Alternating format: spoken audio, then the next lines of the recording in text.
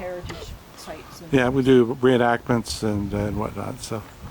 We have somebody walking down here. He's actually the guy who will be doing your rifle demonstration later on. Alrighty. Where will it be? Right on those benches, just beside the blockhouse. Perfect. Okay, thanks. They're singing French. Oh, great.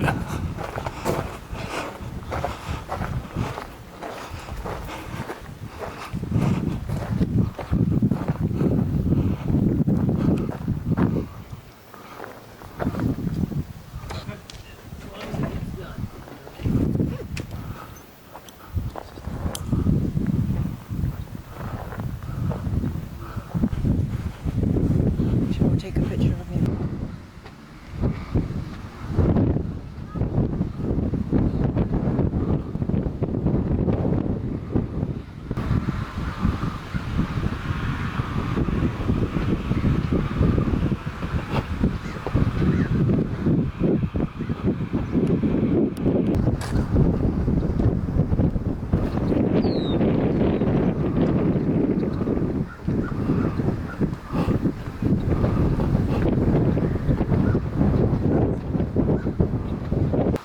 It's actually the first percussion cap weapon used by the British Army. What that means is they replaced the old flintlock system, where a piece of flint would strike a piece of steel in order to set off the powder and fire the weapon.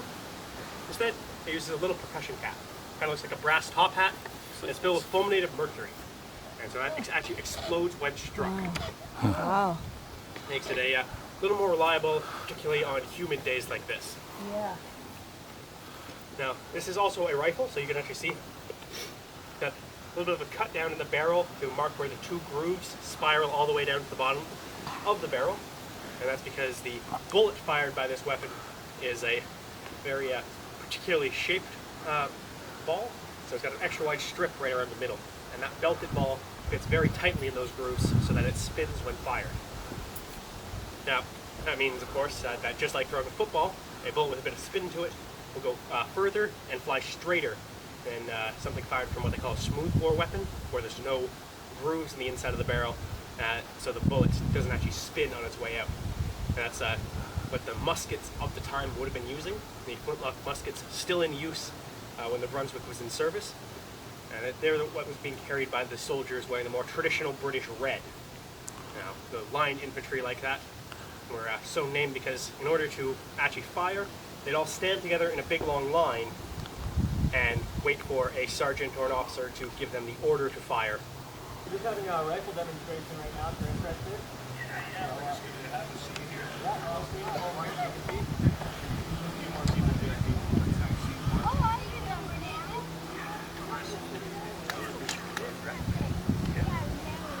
Opens his cartouche on his back here, just as I have, and he takes out a black powder cartridge. That's where you keep all your black powder.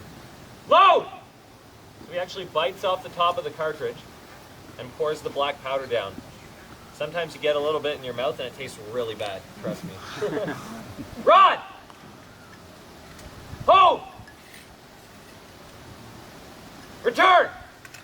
So as you can see, he did that with relative ease, but of course he's not actually loading a belted ball, which is what you put down the rifle. If he actually was loading a belted ball, it has the grooves that go all the way down the rifle, which is what makes it a rifle, and he would actually have to force the ball all the way down to the bottom, probably taking about 30-35 seconds to get it all the way down. So it was very difficult.